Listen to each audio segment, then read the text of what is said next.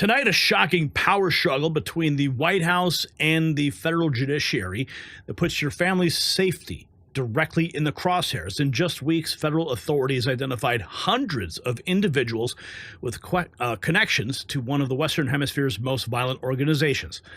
Their criminal histories will leave you speechless.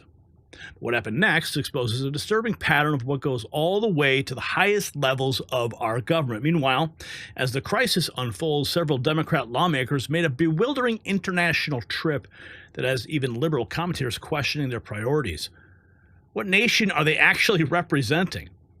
And what weapon was pointed at American law enforcement officers before a miraculous malfunction? Well, stay right here. We have the details.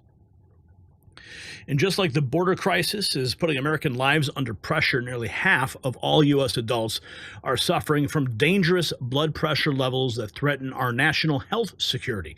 While President Trump fights to secure our borders against gang infiltration, I'm taking control of my personal health security with a remarkable formula designed to regulate blood pressure naturally. As Venezuela's Tren de Aragua gang members raise our collective blood pressure with their violent crimes, this triple action solution helps lower mine with clinically proven white mulberry leaf and cinnamon bark powder.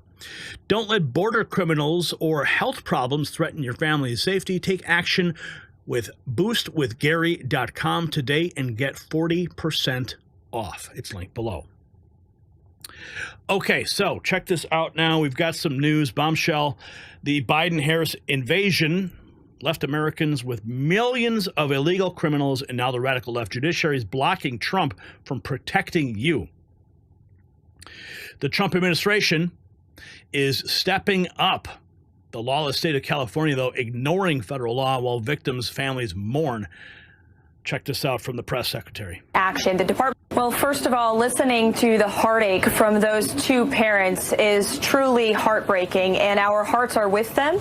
And not only are we praying for them, but this administration is taking action. The Department of Homeland Security and ICE have already said that a detainer has been put on this individual if he is to be released, and he will immediately be transferred into ICE custody, we hope, if the state of California complies. And if not, the Department of Justice will be seeking a conviction against this man, where he will spend time in federal prison for taking the lives of those two young Americans. So these results speak for themselves. President Trump is not going to tolerate illegal immigrant crime. And this individual case represents everything that is wrong with our immigration system. This individual was twice deported, but was allowed back into our country by the previous administration, took the lives of two young Americans, and is now barely facing any consequences. We will not tolerate it. We will not stand for that, and we will continue to enforce our nation's immigration laws and ensure that illegal immigrants who not only break our nation's immigration laws, but then further commit heinous acts of violence against law-abiding American citizens in our country are held to the fullest extent of the law. Well, first of all, it is time to wake up. The Democrats have become the party of terrorists and illegal aliens. They sympathize with fight for and move heaven and earth to protect illegal alien gang members. Let's check in with Stephen Miller, the Deputy Chief for Policy at the White House. Determination. The Democrat Party has become the party of terrorists and illegal aliens. That is the Democrat Party of today. Who does it sympathize with? Who does it fight for? Who does it move heaven and earth to protect? Illegal alien gang members and foreign terrorists. President Trump is leading a party for Americans, for all Americans, for American citizens. That's who he's fighting for, and he's doing it with a determination and a passion and a focus and a commitment we've never seen before. Let's talk just briefly about Tren de Aragua, the vicious gang that drills holes in people's hands, chops off their fingers, murders them in cold blood, a gang that, based on information that has been discovered by FBI, is even plotting assassination attempts inside the United States of America. In just the last few weeks, President Trump has found 300 ringleaders and top members of the Tren de Aragua terrorist organization. They are the ones that are now in Texas awaiting deportation under the Alien Enemies Act, stymied by judges, but Sean, they're going to get deported. They're going to get sent home. President Trump found them. 300 ringleaders and top executives of that terrorist organization in just the last couple of weeks. That is his level of determination, while the Democrat Party is flying around the world defending gangbangers and terrorists. The mainstream media won't tell you that Trump's Homeland Security Secretary is warning illegal migrants. Kristi Noem, check it out. Security Secretary. If you are considering entering America illegally, don't even think about it. U.S. Homeland Security Secretary Kristi Noem issuing a warning to Mexicans in their own homes. We will hunt you down. The uncompromising TV spot, paid for by the U.S. government, has been airing on Mexican TV stations and has caused an uproar here. It prompted President Claudia Sheinbaum to fast-track a law to ban the ad and any similar ones from reaching Mexican households. The new law prohibits foreign governments from funding advertisements on Mexican TV and radio stations, as well as social media. What can they promote? Tourism, culture. If a country wants to advertise here or us there, that is no problem. The problem is this propaganda, sponsored by the US government, contains acts that we consider discriminatory. The minute-long video is part of a $200 million U.S. government campaign to discourage migrants from trying to enter the United States. But the ad makes no distinction between migrants and criminals. As Secretary Noem speaks of undocumented migration, images of violent crime, drugs, and weapons play over her words. The ad definitely touched a nerve here. Complaints have been filed by viewers, and even opposition parties have joined in the call for the video to be removed. And for the Mexican president, who has so far made a series of concessions to the Trump administration in the hope of avoiding tariffs from being imposed, the ad represented a line in the sand. The video has prompted heavy criticism of the outlets that have aired it. Not just because of the content of the ad, which generates stereotypes. It's prejudice, it's racist, it violates people's human rights. But also, how can a Mexican company that owes its success to Mexican audiences decide to air this for, I think, purely financial reasons? Al Jazeera asked for comment from Mexico's largest media conglomerate, Televisa, but our requests went unanswered. This media dispute reveals a key pillar of Donald Trump's immigration policy, to scare people off before they even try to reach the U.S. The latest statistics suggest it's working, with the numbers down to the lowest level in decades. But Claudia Sheinbaum, for one, is determined to reduce the impact of that message inside Mexico. Julia Galliano, Al Jazeera, Mexico City. Ironic that that was on Al Jazeera, of all places. Even Chris Cuomo admits the Democrats' hypocrisy. Yeah, old Fredo. Blows my mind. Moving so hard to the middle, so hard. Keep trying, Chris. Congratulations on your 100,000 YouTube subscribers. Justice is blind. Democrats want to say it matters how you communicate. Then they send their own terrible message themselves, going to El Salvador for a guy whose wife claimed he punched her in the face. But you don't go to East Palestine. The high ground is that due process matters no matter who the lousy guy is getting it. That's why justice is blind, right? Instead, Democrats seem determined to have people believe they want America flooded with the worst available. Why make it about him and not the principle? I don't get it. Trump should be on his heels for wantonly violating the Constitution in the form of the Supreme Court. Instead, he sounds more reasonable to many because of how the Democrats are playing it as George Floyd Part 2. Don't champion the bad guy. Champion the good principle that transcends the bad guy. That's where the majority is. Democrats want to say it matters how... Unprecedented. 5 Venezuelan robbery suspects arrested in California. Here's some local report on that. Robbery spree. 5 people are now behind bars, one of them due in court today, accused of going on a robbery spree last summer. These pictures show the moments the Fresno County Sheriff's SWAT team closed in on 29-year-old Elan Lopez Sanchez in a Fresno motel in mid-January. As Sheriff John Zanoni says, he wasn't going down without a fight. When you start pointing AR-15s at law enforcement officers and pulling the trigger and the gun misfires, that shows that you have a clear intent to try to murder police officers and deputy sheriffs. A magazine and live rounds found on the floor. Lopez Sanchez is one of 5 people now in custody for a series of robberies. And of course, who can forget the moment when Chris Cuomo threatened to throw a man down the stairs, comparing being called Fredo to the N-word. Fredo is from The Godfather. He was that weak brother. Isn't that your brother? And they use it as an Italian aspersion. Any of you Italian? It's a fucking insult to your people. It's an insult to your fucking people. It's like the N-word for us. Is that a cool fucking thing? You're a much more reasonable guy in person than you seem to be on television. Yeah, but if you want to play, then we'll fucking play. If you've got something you want to say about what I do on television, then say it. But don't default me. Hey, man, hey, listen. What? I don't want any problems. Yeah, you're going to have a big fucking problem. What's the problem? It's a little different on TV. Don't fucking insult me like that. I didn't insult you. You call me Fredo. I'm Chris Cuomo. I'm on CNN.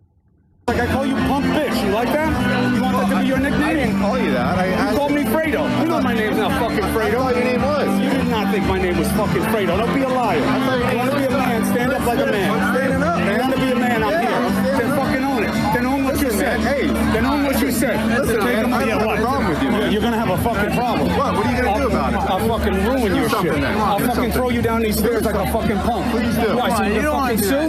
You don't want to. So you can fucking sue? Well, why don't you do it then? Take a swing. You want to call me Fredo? Take a fucking swing. I'm not going to swing. Take a fucking swing. Watch your fucking hands. I'm not going to take a swing. Watch your fucking hands. Take a swing. Come on, boy. Come on, boy. You want to call me shit? Call me shit. Hey, listen, man. I'm not doing anything. I'll fucking wreck your shit. I'll fucking wreck your shit. Stop. You didn't know what you were doing when you thought it was your name, man. I thought it was your name. You didn't know, right? You didn't know what you were saying, right? I thought it was your name. I'm breaking it up. I'm breaking it up. This is my buddy. Hey, look at all these cameras. You're in for it. You're in for it. I mean, for what? You call me fucking Fredo? You're in for it. You call me Fredo? I thought that's who you were. No, punk ass bitches from the right call me Fredo. My name is Chris Cuomo. I'm an anchor on CNN. You're much. One of my favorite Chris Cuomo moments of all time. Let's keep going. I just had to throw that in there because, you know, it is what it is. Okay, where did I leave off? Here it is. Former Democrat exposes their playbook.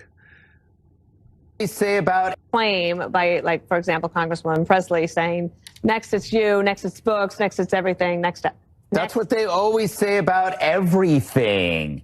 And yet they're the ones that are always pushing and oppressing us, wanting to experiment on kids. What's next after that? El Salvador has become the Democrats' new Epstein Island. You know, instead of getting a massage from a sex worker, they're getting photo ops with her pimp.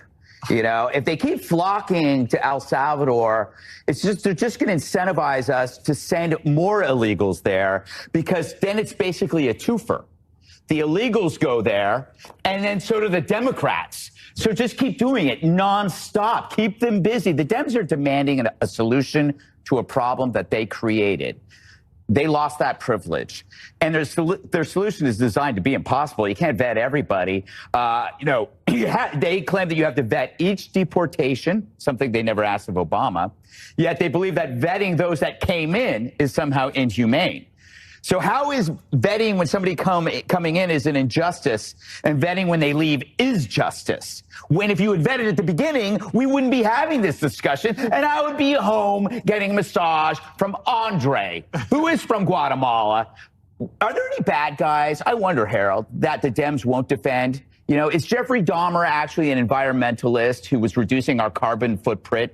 Was Charles Manson kind of like a misunderstood defender of family values? Was bin Laden a Saudi influencer and doting grandfather? Yeah, just stay on your phone, Harold. I'm listening to you. The Alien Enemies Act is still in effect. The fake news media won't tell you the truth. These legal migrants don't have a right to even be here. Judge Janine. BLM, most of it is not real. It's like the weapon hoax. It's like the Russian collusion hoax. It's like BLM, we have to raise money so we can give it to kids in inner city when it was for a pyramid and for people to buy homes. None of this is real. Here's the bottom line. The Alien Enemies Act is still in effect.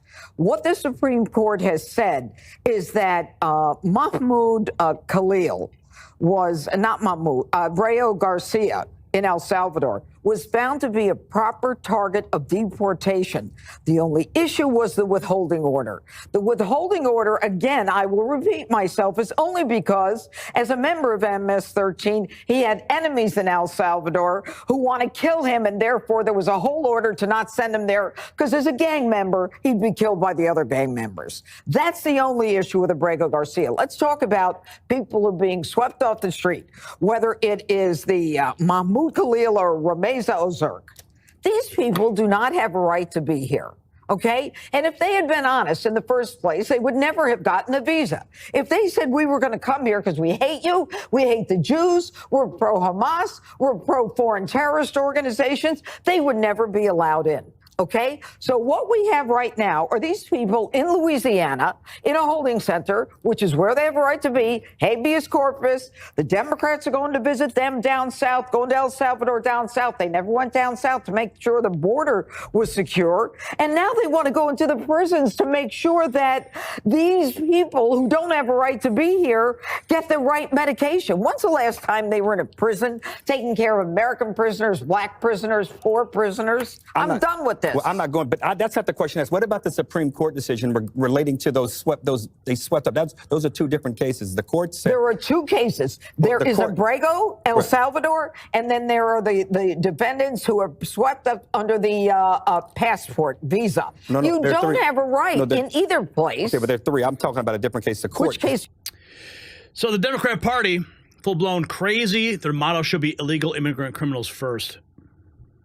Criminals first. Well, the Democrat Party is full-blown crazy. Their motto should be illegal immigrant criminals first and American citizens last, because that's exactly what they are doing. You have seen Democrat elected officials who swear an oath to stand up for their constituents and law-abiding American citizens spending more time advocating for illegal alien criminals, gangbangers, and wife-beaters in the case of Abrego Garcia from Maryland. It's despicable.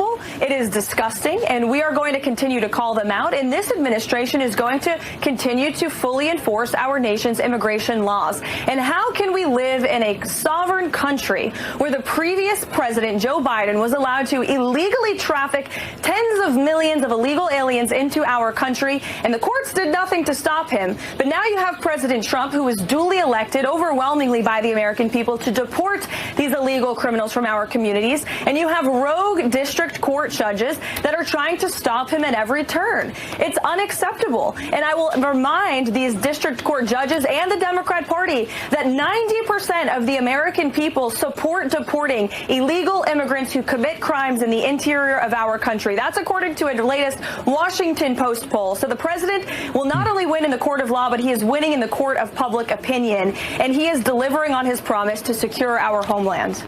Well, the Democrat Party is... The critical choice for Americans, either we all side and get behind Trump and remove the terrorists. Here is more from Stephen Miller.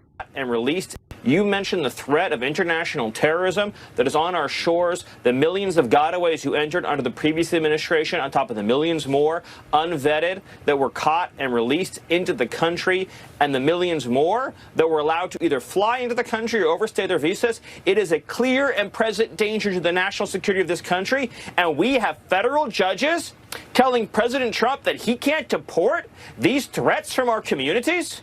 This is the choice facing every American.